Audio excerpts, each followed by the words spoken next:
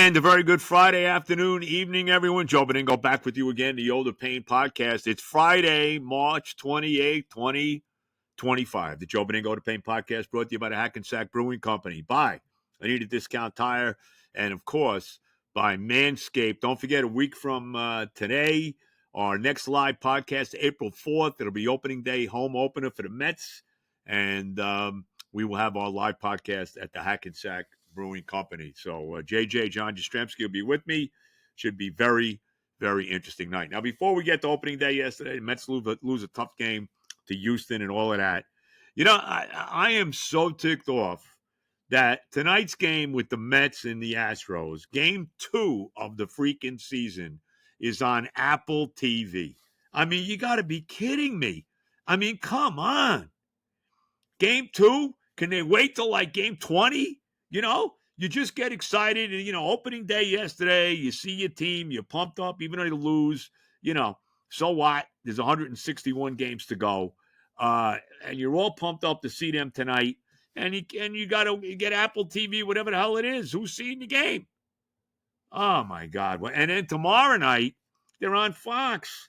Oh, yeah, you'll see the game, but you got to see the lame Fox crew doing the game. It makes me nuts. I mean, really, I want to see my guy. I want to see the guys from. I want to see Gary and Keith and Ron. That's it. That's who I want to see. I want to see people that know my baseball team. These people don't know. What do they know? They see the Mets, once, 5 times a year, and they're going to go off being like an expert on the team. Makes me nuts. Oh, God, I hate that.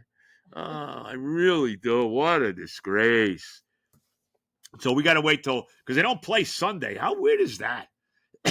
When is the last time the Mets had a Sunday off when it wasn't a rainout?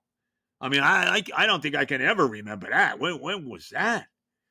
That's very strange. Yeah, so they play tonight in a game that nobody will see because it's on freaking Apple TV. And then they play tomorrow night, with the Fox group, which is just great. And then they're off Sunday, and then they go to Miami to play 3 with the Marlins, and we'll actually see Gary, Keith, and Ron in those games before they come home for the opening weekend against the Toronto Blue Jays. So, I mean, I can't tell you how ticked off I am about that. I really am completely ticked off. Now, before we get to the Mets, so one other thing, too.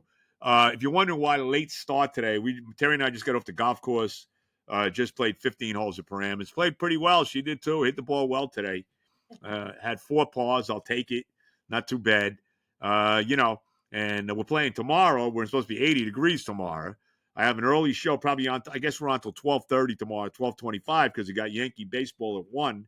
Yankees play game 2 of their series with Milwaukee after the win yesterday, 4-2 home opening win over the Brewers behind Carlos Rodon.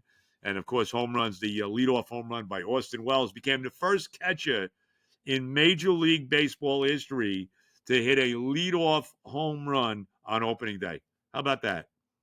First catcher ever to do it. Now, a lot of catchers, you don't see catchers leading off too often. But that, nevertheless, I think very, very interesting. The Yankees won 4-2. Volpe hit a home run as well. Rodon went into the 6th inning, and the Yankees win the game. Bullpen did the job. So they beat Milwaukee yesterday, 4-2. As far as my baseball team is concerned, very tough loss yesterday, 3-1 to the Astros. Not a great outing for Clay Holmes in his first start. He went 4 2/3. He hit a guy that eventually scored. He walked a leadoff guy, hit a guy to lead off the inning, eventually scored. Walked a leadoff batter who eventually scored. A run also on what should have been a routine double play ball. Luis Angel Acuna threw the ball away. He also made a couple nice plays, but threw the ball away. And that cost him a run. That made it 3-0 at that point in time. The bullpen did the job. Barzabon looked good. Young looked good. So they did the job. Didn't give up any runs after that. The Mets had their chances. Mets had the bases loaded in the last 2 innings of the game. They had the bases loaded in the bottom of the 8th down 3-0. Top of the 8th down 3-0. Brandon Nimmo lined out on the first pitch to end the inning. And then had the big chance in the top of the 9th inning. They had the bases loaded with nobody out. After the bases actually after a phenomenal at bat by Luis Angel Acuna as he forced a walk against Josh Hader after he was down 0-2. Remember, the inning started off with a couple base hits. It was at Marte and Taylor started off with base hits in the inning. And then Acuna walked. And then because Carlos Mendoza had pinch hit earlier for Luis Torrens with Jesse Winker, who made an out in that situation, leading off an inning, he was stuck with this guy Senger batting in that spot with the bases loaded and no out. And I get a text from the great Joey in Clark. Opening day, Joey's ready to fire Mendoza. No, I'm only kidding. But he was probably thought about it at some point. And probably because he was screaming because Senger was in the game. So Senger comes up, bases loaded, no out. And Joey texts me, ripping him. This guy stinks. And I'm like, Joey, what the hell did you expect from Senger here? Did you expect him to hit a grand slam? Did you? Tell me, because my thought process was, and I texted this to Joey, exactly what happened. Let him get up. Don't hit into a double play, strike out, and just get out of the way and let Lindor and Soto hit with the bases loaded and one out. Down 3-0. That's all I was thinking about. And that's what Senger did. I mean, he struck out. Good. Get him the hell out of the way. What are you going to do? The guy had to play. They only got 2 catches. Torrens, he took a shot earlier with Winker. Didn't work out, whatever. And that was the play. And unfortunately, Lindor and Soto at the end didn't come through. Lindor hit a sacrifice fly to make it 3-1. And then Soto with 2 guys on, with the tying runs on base after he was ahead 3-0 on Josh Hader. And he comes back and strikes out on a terrible pitch outside.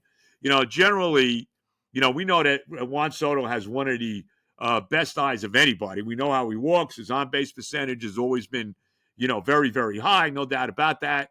And, he swung at a bad pitch. He was ahead on the count 3-0. I think he wanted to make something happen. I think he was looking to drive in those runs. I don't think he was even considering walking there, which is what he should have done, and take a shot with Alonso with the bases loaded and 2 out. But what are you going to do? Tough loss. I mean, again, I'm not getting crazy.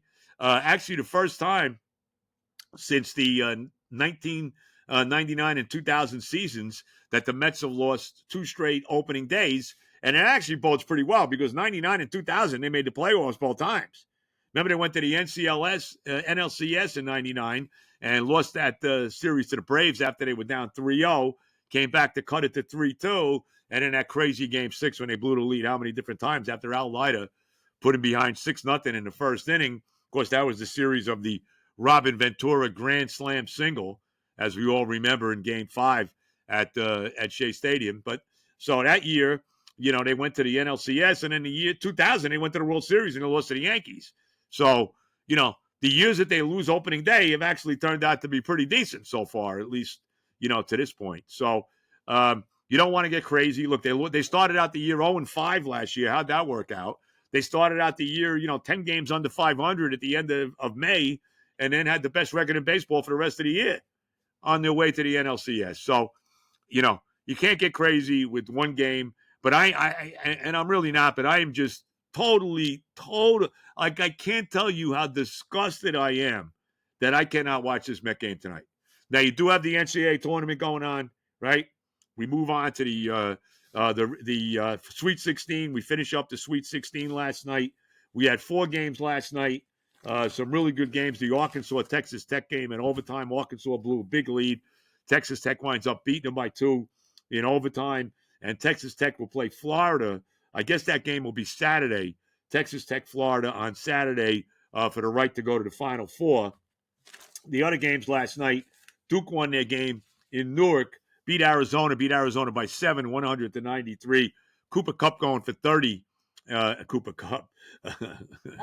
Oh, my God. Cooper Flag going for Cooper Kupp, the Ram wide receiver, I guess they're trying to trade.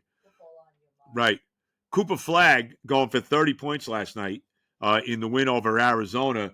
They will play Alabama, who, if you saw this game last night, Alabama and BYU, Alabama set the record for most 3-pointers in an NCAA tournament game. The record had been 21 by Paul Westhead and Bo Kimball's Loyola Marymount team back in 1990. The team that, of course, had Hank Gathers until his tragic passing, and then went all the way to the Elite 8 before they finally got knocked out by the eventual champion UNLV. they had the record with 21. I think they had 23, at least 23 last night. I mean, they could not miss an outside shot. I mean, Alabama just was hitting every freaking three-point shot. So they set that record last night, and they're gonna be a tough game for Duke coming up tomorrow at Newark. There's no doubt at the Prudential Center. That is not going to be an easy game. And the other games, as far as last night is concerned, let's see. That's it. What am I talking about here? I'm trying to get it right here because I'm all messed up. I'm all screwed up about what I'm doing. That's Duke and Alabama because Alabama beat BYU. We mentioned that. And okay, so tonight's game. So that's what we got now. You got Florida, Texas Tech tomorrow, and in the Elite Eight, in Alabama, Florida, Texas Tech. That game's in San Francisco, and in the Elite Eight, as I'm all screwed up after playing golf.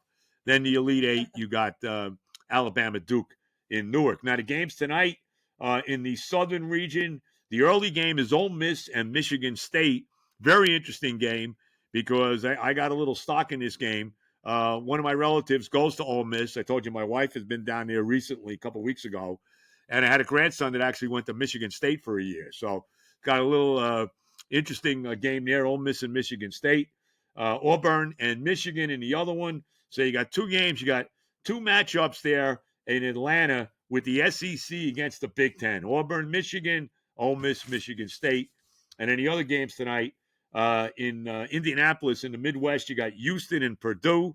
Houston, the number one seed. Purdue, of course, who lost in the championship game last year to UConn. And then an all-SEC Sweet 16, Kentucky and Tennessee. It'll be the third time that Kentucky and Tennessee have played against each other this year. And Kentucky won the other two games. So that's what we're looking at right now as far as the Sweet 16 is concerned. Our pick to win the women's tournament, by the way, I guess they resumed. Did they resume tonight? I'm not sure. It's either tonight or tomorrow. But UConn plays Oklahoma now in the ladies' Sweet 16, and they got a big break because Juju Watkins of USC, really the top player in the country this year, tore some ligaments in her knee. She's done for the rest of the season. So UConn looks like right now they're on a collision course with USC to get to the Final Four. And what a big break for the Lady Huskies, as they will not have to deal with Juju Watkins now if they get to that regional final, which you got to believe will probably happen. All right, Benigno, the Yoda Pain podcast. Let's get our sponsors in here. As we've mentioned, we told you this before. We'll mention it again. The next live podcast coming up a week from tonight at the Hackensack Brewing Company. John Jastrzemski will be with us. Again, it'll be opening night for the Mets at home. I think Tyler McGill is pitching tonight. Is going to pitch that game as well, but I'm not 100% sure about that. But nevertheless, what's his name? Channing, whatever the hell the guy's name is they got from the Angels. Guy's got an ERA that's higher than my age. Something like that. I don't know. Terrible. What's his name again? Channing? Whatever it is. Nobody cares. Griffin Channing. That's his name. He pitches tomorrow. So the Mets better win tonight if they want to win this series. I don't have a lot of confidence in Griffin Channing. But nevertheless, that's the deal. Yeah, opening day for the Mets at home next week. And we'll be doing the live podcast on April 4th from the Hackensack Brewing Company. Remember, it's located 10 minutes off the George Washington Bridge, less than 30 seconds off beautiful Route 4. Who needs a house out in Hackensack, as I say all the time? Is that all you get for your money? As Billy Joel actually says. Tap room's open 4:30 to 10 Monday to Friday, 2 to 10 Saturday, 12 to 8 Sunday. Check it out. Check out my Yoda Pain beer.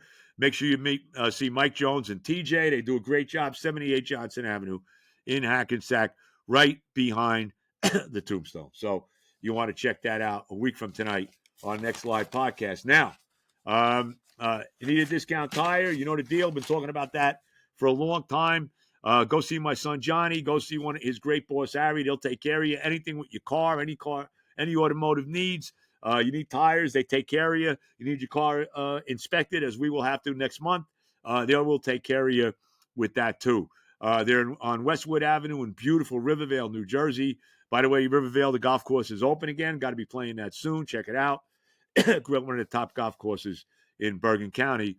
Nevertheless, go see Johnny, go see Harry, go see Rob, who does a great job, one of the mechanics. Tell him I sent you. Again, Westwood Avenue in Rivervale, Anita Discount Tire. And, of course, our good friends, March Madness, still rocking and rolling. Still time to get all the great deals from Manscaped. Check it out. Get the Lawnmower 5.0 Ultra. Manscaped calls that the point guard because that really is what runs the show, right? Because that's the money. He's like the money guy. Well, the 5.0 Lawnmower is the money because that takes care of the lower area. And as I say all the time, keeps you nice and trim and gives you that illusion of extra inches that we all know she loves. So, so check it out. All right. Check out the point guard, the floor general, delivering smooth moves like a perfect assist. Amen. The 5.0 Ultra Lawnmower. Go check it out. They got the dome shaver too. They call that the center. And I guess for guys that are bald, like if you're bald, you use the dome shaver. And I'm not, even though I've lost a lot of hair over the years, as you can see. Here goes my hair, not too bad. There you go. Hair's kind of pushed back because of the hats and playing. But the dome shaver dominates the paint, keeps your scalp smooth. She'll love it. She'll love putting her hands over your bald head and all of that. And you want to make sure you don't have any stray hairs because that looks terrible, right? I mean, if I was if I was bald, even if I had one of those deals where there's nothing at all on top and you just going with the stuff on the side and like in the back, aren't you better off just going with the bald look? A lot of women like that. I mean, I don't know. I mean, what do I know? I haven't been bald. I mean, but whatever. So I think that, this is the way to go. The dome shaver, it's phenomenal. Dominates the paint, keeps your scalp smooth, and you'll never get dunked on by stray hairs. And God knows you don't want to do that, whether it's on the top or on the bottom. I mean, let's go with that. So check it out. Manscaped, you got to love it. Don't forget, Manscaped also has the great underwear, which I always wear. Wore it today to play golf. Kept everything right where it needed to be. The only ball that was out was the golf ball. Tremendous job. The Manscaped underwear. Don't forget, they also have fabulous T-shirts. You want to make sure you check them out, too. Love the T-shirts. Do a great job. Nice, solid T-shirt. All in black. Manscaped. You'll love it. Outstanding. And the other thing, too, of course, is the Manscaped shampoo and conditioner. Use it all the time. Makes my hair look stellar. And, use it as body wash, too, because I do. And you smell good. Your girl, your wife, your whatever, your significant other wants to touch you and look at you. Still trying to figure out if my wife has glaucoma or not, but who knows? But anyway, hopefully she doesn't. We don't really need that. But you check it out. Don't miss this opportunity. Your face and your balls are going to thank you. Really, there's nothing better. And don't forget, insert the code PAIN, PAIN. I've had a lot of that today for 20% off. Not that I have. I've hit the ball good today. 20% off and free shipping. Get ready to score big with Manscaped. Tell them Joe Benigno sent you. All right, everybody. We've got a few minutes here. And I don't want. You really can't get in too much into the baseball as the Mets will play tonight. The game we won't see.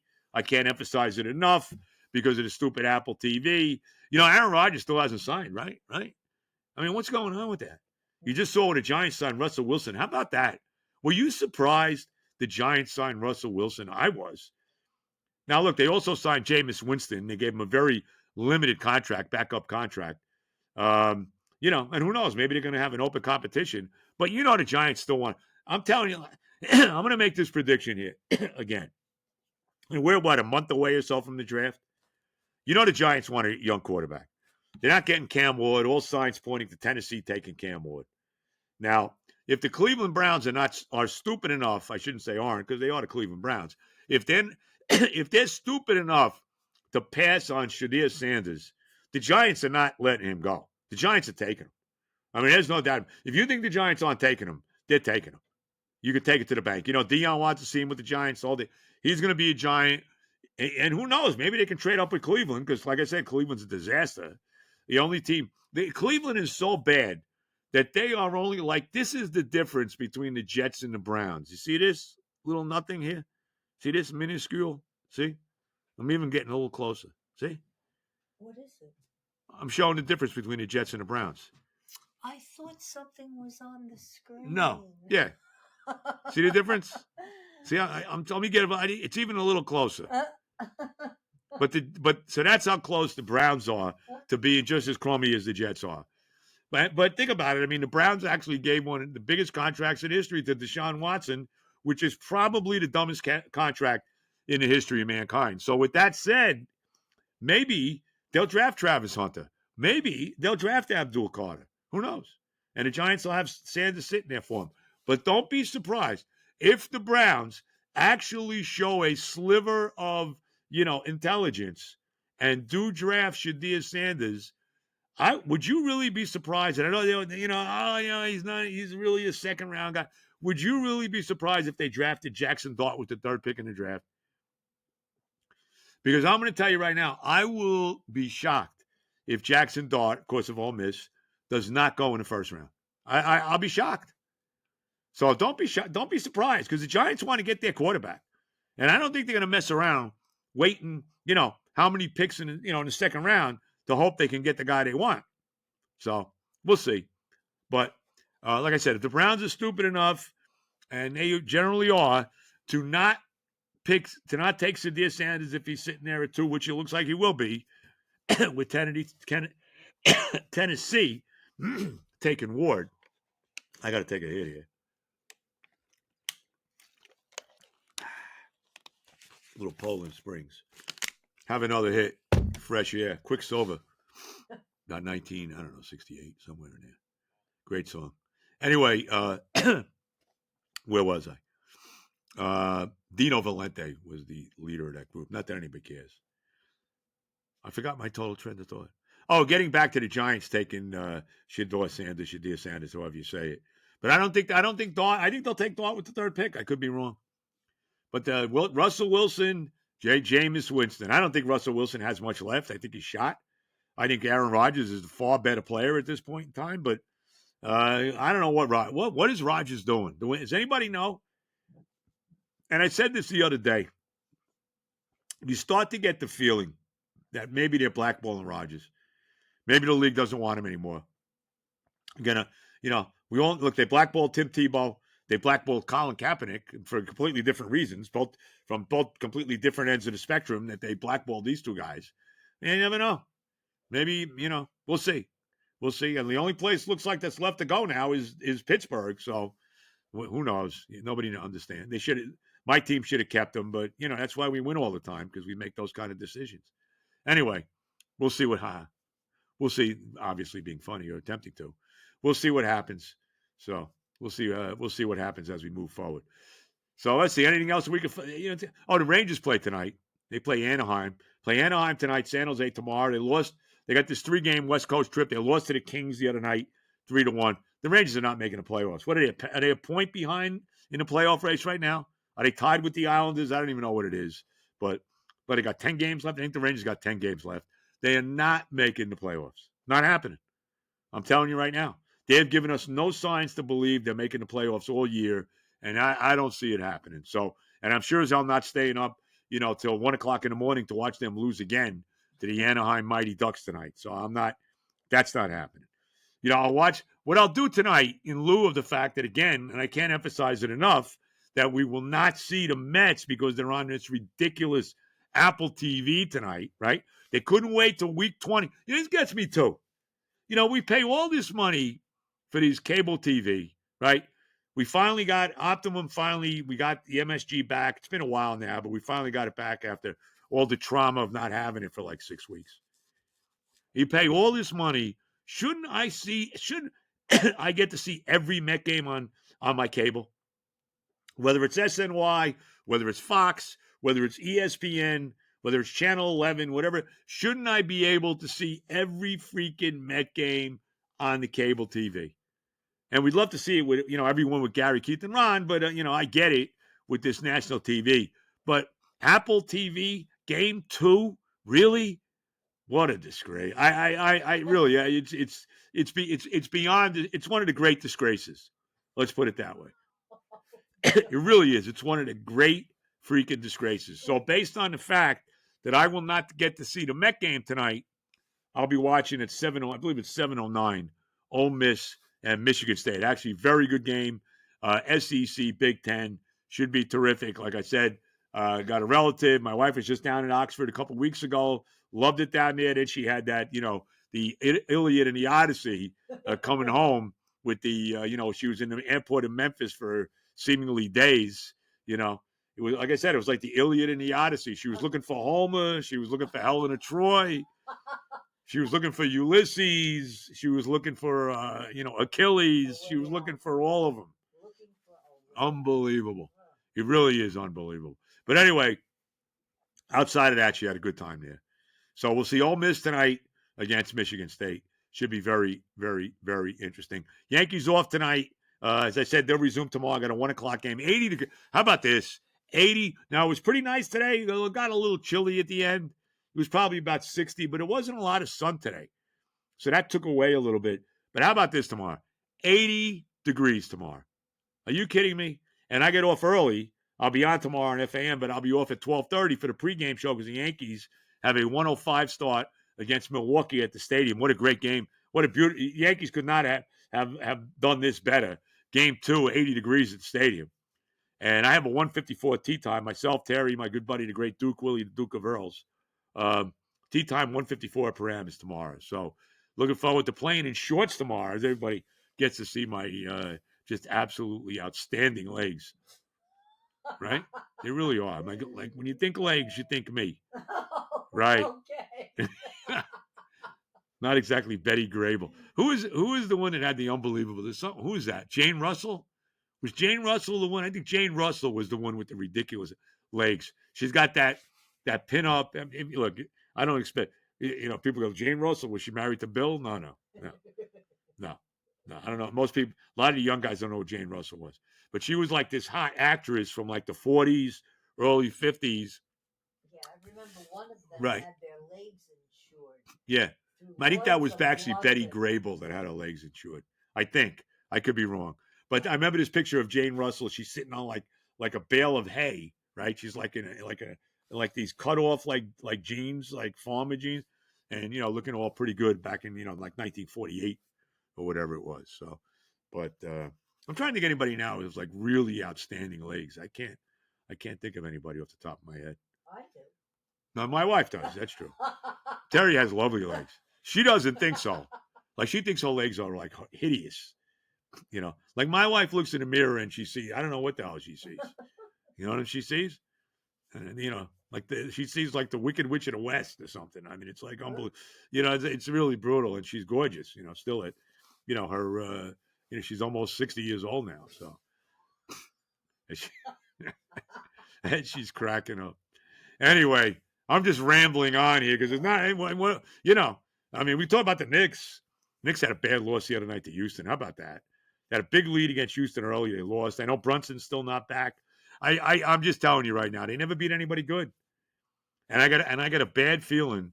And I was at the Garden too. I got a bad feel. I'm telling you right now, if they get through the first round of the playoffs, and I do expect that they will, they're gonna have a tough time getting out of the second. I mean, I just don't see them beating Boston and Cleveland. They haven't beaten anybody all year. A good team all year. They haven't beaten the two teams in LA. Lost 4 games to them. They haven't beaten Boston. They haven't beaten Cleveland. They haven't beaten Oklahoma City. They got hammered by the Celtics every time they played them. Last time they played Cleveland, they lost them by 37. I mean, my expectation level is low. So so the state of the Garden teams looks like this. The Rangers will not make the playoffs, and the Knicks will go down in the second round. So that's where we are. What are you going to do? Thank God baseball's here. Thank God the draft is coming up, right? The Jets signed some wide receiver, Josh Reynolds. What was he with Detroit? Am I supposed to get excited about this guy? Really? Maybe let Devontae Adams go. He's only a Hall of Famer. Watch the kind of year he has with the Rams this year. He's going to have Devontae's having a monster year for the Rams. He is. Oh, the pain. All right, don't forget, week from tonight, the next live podcast at the Hackensack Brewing Company, myself and JJ John Jastrzemski. Tomorrow, 10 to 12:30 on the Saturday show on WFAN. Golf with me later on in the afternoon, the whole thing. By the way, everybody follows Trey. He's playing, my grandson. He's playing flag football now. They won their game last week in overtime. I think it was double overtime. So we're going to go watch him Sunday. So there you go. Everybody, again, have a great week. Check me out tomorrow. Check out the podcast on Monday. All the love, everybody. And of course, God bless America.